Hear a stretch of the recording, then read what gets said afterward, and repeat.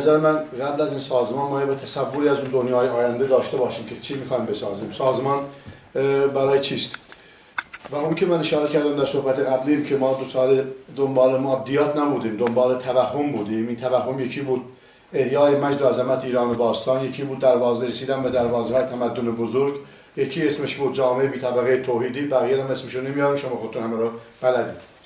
خود مصدق دنبال توهمات و اوهام بود. به عنوان یک آدم پوپولیست وعده پول نفت میداد، وعده میداد که 10,000 پرونده خیانت در شرکت نفت، آرشیو شرکت نفت موجوده و انقریبا همین ها رو افشا خواهد کرد. چند سال هم 2 سال نخست وزیر بود، حاکمیت بود، زندان بود، تبعید بود، هیچ وقت هم اسم یک نفر هم نیاورد. حتی در مورد کسی که فرمان قتلش داده بود، رزماران، وقتی آزمودنش میپرسه که سند چیه نام انگلیسی، یک سطر حرف حساب نمیتونه بزنه. یعنی همه صحبتش با توهم بود.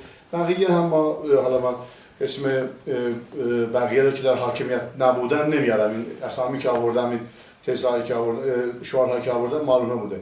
به نظر من اگر ما مبنا رو بذاریم الگوهای واقعی، عوض اینکه اشباح دنبال اشباح بگردیم، الگوهای زمینی، الگوهای عمل شده، الگوهای تست شده که در دنیا بودن، که در اونها حقوق زن رعایت شده، حقوق اقلیت‌ها رعایت شده، حقوق کارگران زیاد شده، عدالت اجتماعی بوده، جامعه به شدت طبقاتی نبوده از نوع ایران و کشورهای جهان سوم.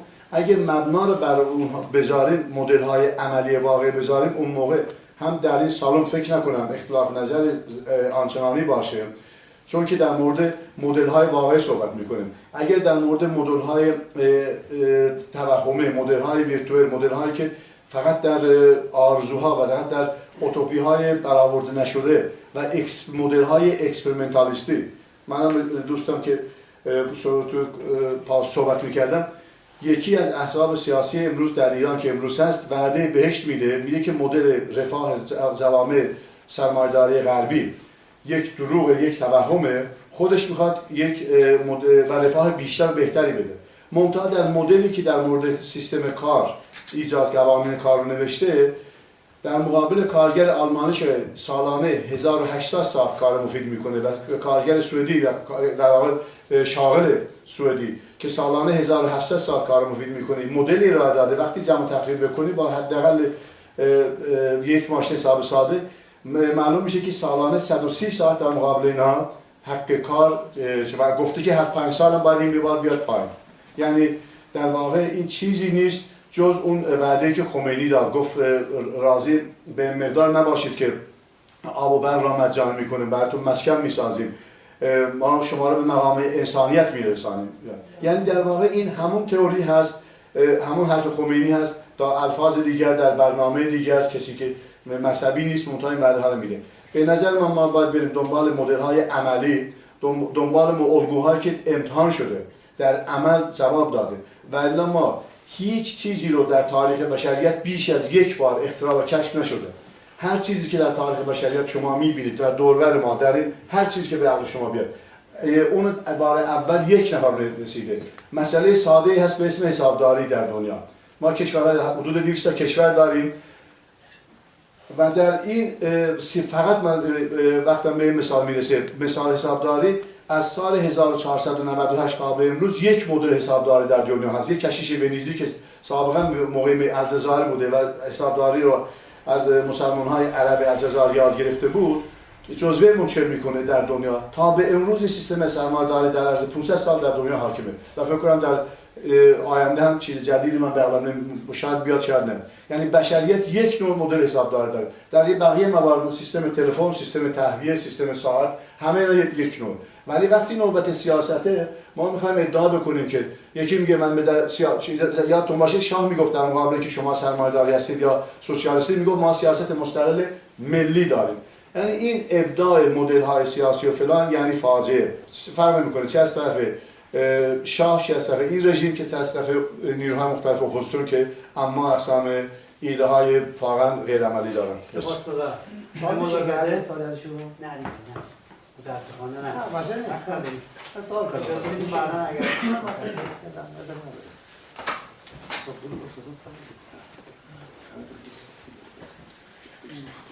این دوستمون اینجا نیست، یه سوالی کردن، گفتن که تو ترک کی از تو ایران حکومت کردن. سلجوق‌ها توی خراسان 1034 با غزنوی‌ها جنگیدن. قبل از سلجوق‌ها غزنوی‌ها بودن تو ایران حکومت میکردن. از اون موقع تا زمانی که پهلوی‌ها بیان فقط 20 سال کریم خان زند حکومت کرده تو ایران، بقیه‌اش همش ترک‌ها بودن. این یکی. اون دوستمون سوال میکنه، میگه که این 30 سال جمهوری اسلامی اینجا هست، شماها کجا هستین آذربایجانی‌ها که این ساقط نمی‌کنین جمهوری اسلامی؟ منتظر باشین این کارو میکنید. نه گوش بکنید. میگم که سوال کردین، منم جوابشو میدم. میگم که ما داریم در این رابطه از اول انقلاب داریم مبارزه میکنیم و این کارو خواهیم کرد. وقتی که فرانسوی‌ها توی به ویتنامیا میگفتن اشباح، وقتی که فرانسوی‌ها رو تو دیمبینفو تو اون وضعیت انداختن، ژنرال ویتنامی تلگراف میفرسته بهشون میگه که ژنرال اشباح به شما اجازه میده بیان کشته ها و مرده هاتون رو ببرید. ما دروازه های تهران از بیرون نه، از داخل تهران باز خواهیم کرد. ما همه جا هستیم و مردم آذربایجان رو نشون میدن. اولین بارم بعد از انقلاب آذربایجان بود. قبل از انقلابم 29 بهمن قیام تبریز بود که تمام ایران رو به هم زد. اگه آذربایجان و ترکا پا بشن تو ایران چیزی نخواهد موند که بتونه تمام اون چیزهای قدیمی رو ادامه بده. این در رابطه با اون چیزا. ولی در رابطه با اون دوستمون که گفت که من آرزوم این هست که تخت جمشید کنسرت، آرزو بر جوانان نیست این کارو بکنید. ما الان میذاریم توی آذربایجان تلویزیون دنیا رو میذاریم. یعنی اون کسانی که نمیتونن اینو ببینن الان باید ببینن. یه واقعیت هایی هست، یه چیزایی انجام میگیره. شما هی بیاین اینجا بگید قوم ها اینجوری شد. ما یه ملت هستیم، ما قوم نیستیم. این توهین است به ما. به خودشون نمیگن قوم فارس.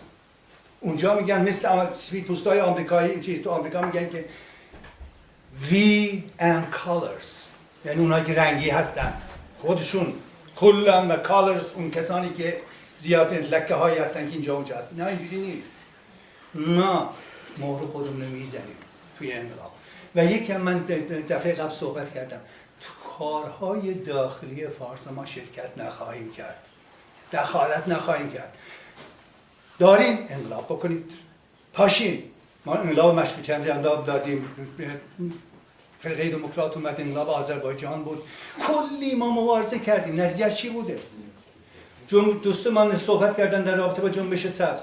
این تصمیم تاریخی ملت‌های ایران بود که این جنبش سبز شرکت نکنن. نتیجه چی شد؟ اینجا خودشونو پاره کردن، کمربند بستن، فلان کردن. 2-3 ماه بود، بعد خوابید.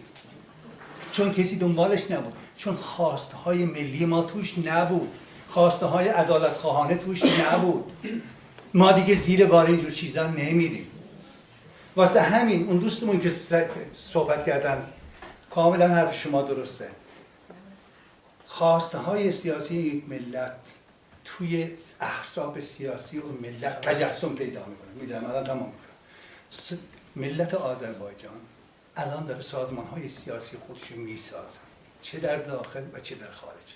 یه ماه پیش بود، یه ماه پیش نه بیشتر، نه یه ماه پیش بود، یه ماه 10 روز پیش بود، 8 تا سازمان احزاب سیاسی، حزب سیاسی ایرانی چی آذربایجانی برای رفراندوم توی آذربایجان، برای آینده آذربایجان یک اعلامیه مشترک دادن، یه نامه فرستادن برای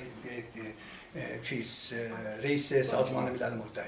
این نشون میده که اینها برای حل معضلات مشکلات چیز خودشون، مشترک خودشون با هم دیگه دارن کنار میان.